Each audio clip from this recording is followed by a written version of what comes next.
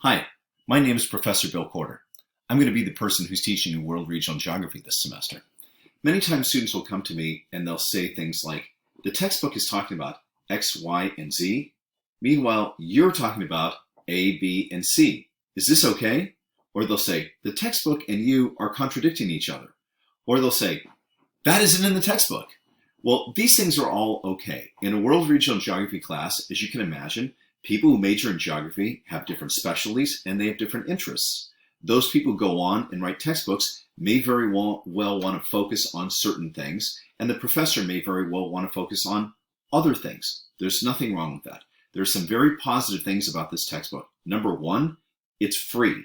Number two, most of the things in it, and I've read it, are pretty good. Number three, the chapters in it are not very long and they're not very difficult to read.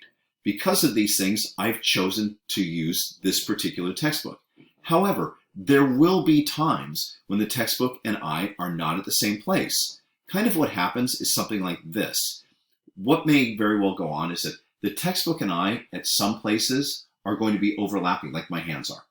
And then there'll be other places over here where the textbook is talking about one thing and I'm talking about some other thing.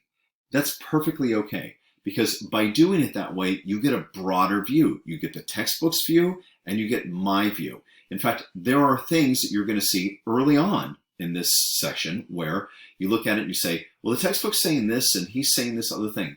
It's okay.